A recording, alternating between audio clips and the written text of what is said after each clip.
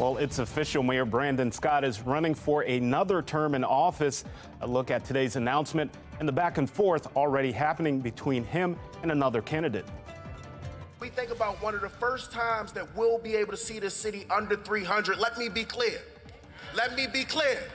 that happened under the leadership of Mayor Brandon Scott. And homicides in Baltimore are on track to drop below 300 for the first time in almost a decade. Fox 45 investigates what's behind this turning point for the city as the mayor takes sole credit. Live from WBFF in Baltimore, this is Fox 45 News at 10. We cannot turn back, and that's why I am running for re-election to continue to be the mayor of Baltimore City. Get a yard sign, and most of all, spread the word. Get your friends, neighbors, and in the words of my mentor, our forever Congressman Elijah Cummings, get Lottie, Dottie, and everybody to join our movement, because Baltimore, our renaissance is here. Our future is now. We will move our city forward, not backwards. A big announcement coming from Mayor Scott this afternoon, announcing to a packed auditorium that he's running for re-election in 2024. Scott touting his accomplishments this past 3 years, and he promises to push Baltimore forward. Good evening, I'm Vincent Hill. Thank you so much for joining us. Scott was joined today by community leaders and several lawmakers, including Senator Corey McCray and Councilman James Torrance, who say Scott needs more time to finish what he started when it comes to fully realizing Baltimore's renaissance. Brandon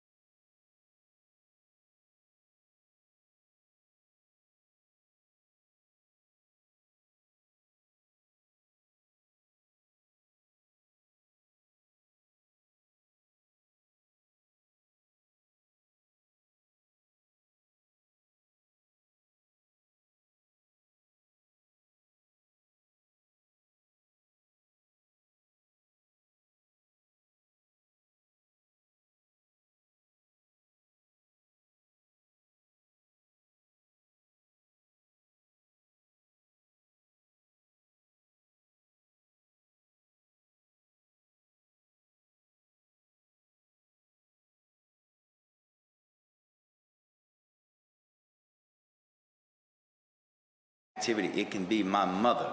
She'll be treated the same way. For years, Fox 45 has been fighting for details on the Safe Streets program, demanding answers from city leaders on who is hired by that program, what workers do on a daily basis, and how that money given to Safe Streets is spent. Tonight, a taxpayer watchdog says the lack of transparency in that program is alarming, especially with the new developments with that FBI investigation. Fox 45 filed your Sunshine Open Records request asking for the payroll names of the violence interrupters that work for the Safe Streets program. Those names were redacted from the payroll information. Now you have the city's top charities running this program. You got Catholic Charities running this. You got LifeBridge running this. And look, they were not transparent with who works in those positions. And now you've done a great job of, over the course of the last 10 to 12 years, exposing gang infiltration on the violence interrupter payroll. And Fox 45 will continue to press city leaders for answers on the Safe Streets program spending and bring you the latest on the FBI investigation as we learn more. In addition to Safe Streets, Mayor Scott has seen a few controversies in the last year. In September of 2022, he announced a major shift in the oversight and management for Safe Streets. That move left city council members outraged, saying the Scott administration didn't tell them about that change. They actually found out through the media. Last December, Scott raised eyebrows when he accepted a $5,000 campaign donation from longtime city contractor J.P. Grant. Days later, reports showed a company, Grant Finances, was awarded $12 million in city contracts. In February, the mayor approved a deal with BGE to give the company board control over the city's underground conduit system. Many criticized that deal including City Council President and the Comptroller. They sat out of a Board of Estimates meeting to try to stop a vote on it, but the mayor pushed it through anyway. At the time, critics called it rushed and an abuse of power. And just this month, Scott vetoed the city's plans for drawing new council districts, forcing the city to adopt his version of the new map. The veto sparked outrage from City Council President Nick Mosby, saying it's not the way the government should operate. And the entire time Mayor Scott has been in office, Fox 45 News has had a hard time getting straight answers from him. He often shuts us down or just walks away. But why make it? Next. Mayor Scott, how do you plan to delineate, I guess, the squeegee kids? I'm going to delineate by telling you when we put out the strategy, as we just talked about before. You're not going to get a different answer. We have a process. We're sticking to it. Watch your back. Don't walk into the truck. If you have a process, why was it leaked to WBAL? See you later. Next question. Anybody else? I have one more. Thank you, everybody. And just yesterday, 24 hours before Scott's re-election announcement, the mayor and former mayor, Sheila Dixon, traded shots. Dixon saying the current administration has been a disaster, pointing to dysfunction in city government and what she says is a lack of transparency, while Mayor Scott claims the city is thriving under his leadership and that Dixon represents a return to a failed part of Baltimore's past. My leadership of the city has an unemployment rate in its lowest in its history. City government has not been so dysfunctional in every agency than it is under his leadership. Fox 45's Keith Daniels spoke to Sheila Dixon following that back and forth and has her response.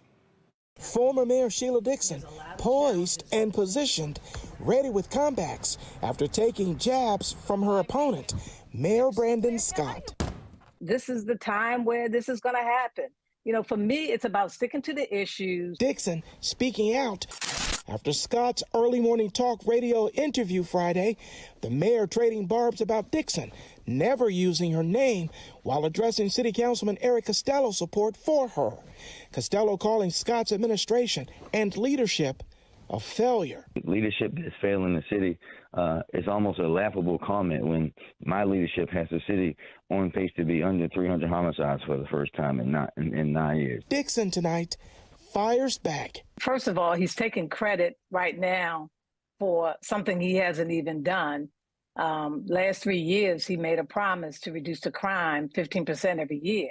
Investing in our education, opening rec centers, not closing them like the person he's endorsing did when she was mayor.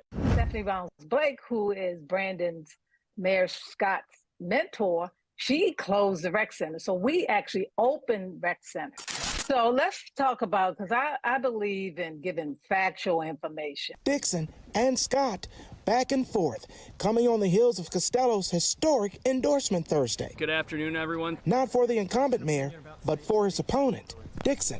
Costello's endorsement accompanied by some stinging words aimed at the mayor. City Hall has reached a level of dysfunction that I never thought was possible. And our residents and our small businesses deserve better. 4 years ago, Costello endorsed Mayor Scott's campaign. But as the city's crime crisis soars and city services suffer, Costello now altering his allegiance. Dixon believing she's the right choice. We not only reduced crime during my period of mayor, but we also cleaned up the city. We also picked up recycling. We were in a recession. I did not even have a quarter of the amount of money that the city has today or the amount of staff that the city has today. And we were able to do probably 10 times more than what's going on now. And as Keith mentioned on Thursday, former Mayor Sheila Dixon picked up an endorsement from Councilmember Eric Costello. He says it's time for a change, and he believes Sheila Dixon is the best one for the job. One political analyst telling Fox 45 that Costello's approval could have a powerful impact on the voters Dixon could reach. I think this is a good endorsement for former Mayor Dixon because the problem she has had in the last two elections she has lost is getting voters from Canton and Roland Park and other communities that are predominantly white to vote for her. And it all goes back to the situation when she was mayor and the gift cards. And having endorsements from people like Costello and also Sandy Rosenberg, who endorsed last month, this could be the bridge for a lot of those voters to say, have issues with Dixon. But if these two gentlemen think that she's capable enough to do this job. Maybe I can vote for her under those circumstances. So that brings us to our question of the day. If the election was held today, who would you vote for, Mayor Scott or Sheila Dixon? So far, 93% of those who voted say Sheila Dixon. You can weigh in right now at foxbaltimore.com/vote. Fox 45 will continue to watch the race for Baltimore mayor as it gets closer to election season. For the latest updates, even when we're not on the air, head over to foxbaltimore.com. Coming up on Fox 45 News at 10, as war in the Middle East continues, one local community finds a reason to celebrate amid the tragedy. How a school in Pikesville welcomed back one of their own. And next, city residents blame new bike lanes for massive traffic jams, with some saying they never see bikes anyway. Fox 45 takes a closer look at their frustrations.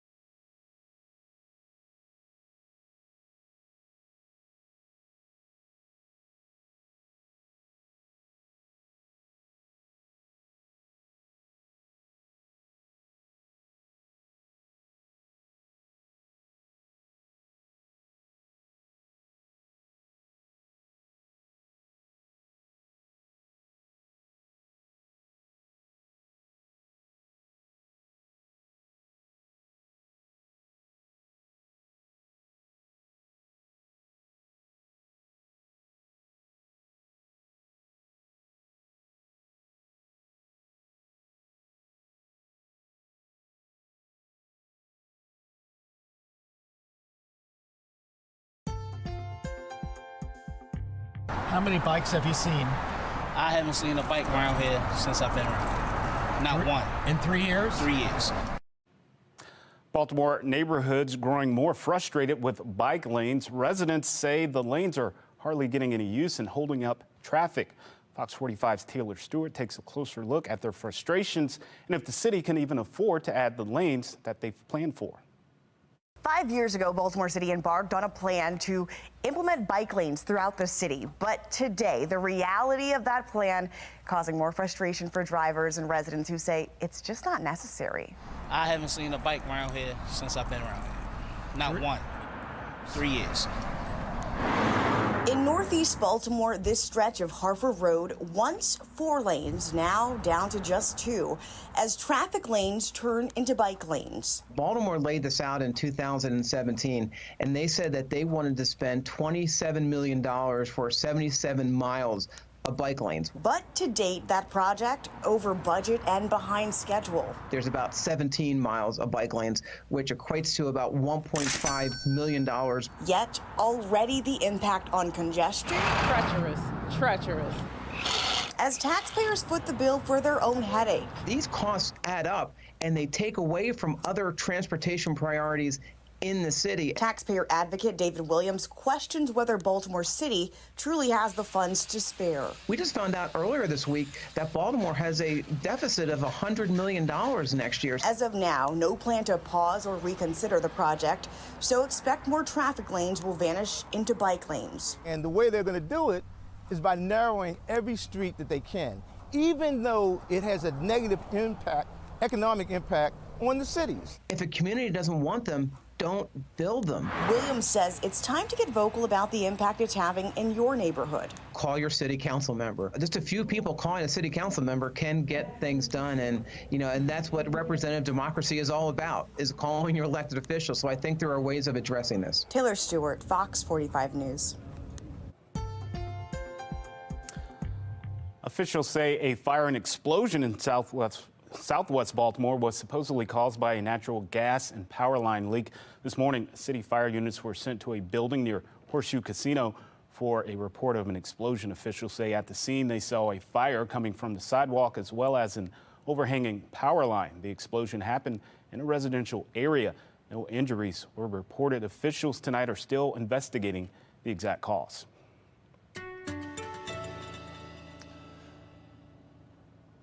Right now, you're taking a live look at Towson and the Inner Harbor tonight. Unlike some of the heat we've been seeing the past few weekends, today was a little chilly. Perfect weather to get you in the mood for some turkey, gravy, and even that cranberry sauce if you like that. I like mac and cheese. Let's check in with Chief Meteorologist Jonathan Myers to see how the rest of the weekend is shaping up. Jonathan. Oh, I love the cranberry sauce. That's like my favorite part. The turkey's the second. Cranberry sauce, I could eat it all day. So let's see. All right, temperatures, they are hot chocolate worthy tonight. Temperature at 44 at BWI. We're at 37 at Aberdeen, 49 at Annapolis, 38 at Easton, and 45 at Westminster. Boy, a chilly day today, although not too far from where it should be. In the 50s this afternoon, we hit our high temperature shortly after midnight last night, after 70s yesterday. Today we hit 60 degrees, but that happened at like 1:51 in the morning. Now, overnight tonight, not going to be anywhere near 60. 35 in Baltimore, will be at 33 at Bel Air. Frosty up Westminster Way and back to Columbia. Eastern Shore also going to be a bit of a chill here with temperatures close to freezing, and it looks like low to mid 30s west of the city from Frederick all the way down to Laurel and Andrews Air Force Base as you head well down there into PG County. Coming up in just a couple of minutes, I'm going to let you know how it looks for your Thanksgiving getaways. Could have our next weather maker coming. I'll let you know when the rain develops. That's my Weather Authority forecast. All right, Jonathan, thank you. Coming up, OpenAI says it has fired its CEO following an internal investigation. Why experts claim this could change the AI industry as we know it. Is momentum growing for more third-party candidates in the race for the White House? I'm Scott Thuman in Washington with new poll numbers and what they mean for 2024.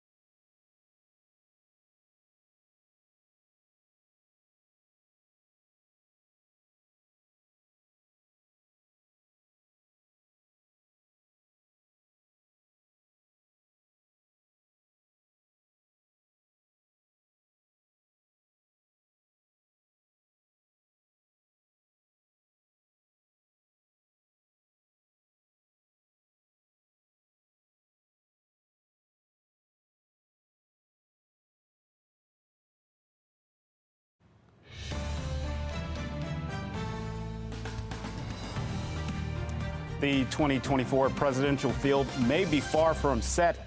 Democratic Senator Joe Manchin says he may run for president as an independent. Manchin says both parties have gone too far left or right. And as political correspondent Scott Thuman shows us, plenty of voters agree. For those assuming 2024 will turn out as this two-man race, an alarming number of Americans are saying not so fast, including West Virginia Senator Joe Manchin, who's floating the idea of a third-party run, citing concerns about both Donald Trump. The country would be in a horrible situation, challenging our democracy if he got reelected. And President Biden. He's not the person we thought that was getting elected, being a centrist and moderate. He's been pushed so far to the left. He's not alone. A new Quinnipiac poll shows more than 7 in 10 independent voters want someone else in the race, and almost 6 in 10 Democrats. But only about 3 in 10 Republicans feel that way. A majority of them say they're satisfied with the current field. It's significant that at this point, this many people are on the fence. I mean, this is a time where we've got 2 older gentlemen running for president who are not terribly popular. And so people are looking for something else. Prompting scenes like this, reporters peppering Dwayne "The Rock" Johnson while on the Hill Wednesday. Mr. Johnson, are you running for president? But more serious consideration is being granted elsewhere, and nobody seeing it more than Robert F. Kennedy Jr. Kennedy is a force in the universe in this all of a sudden.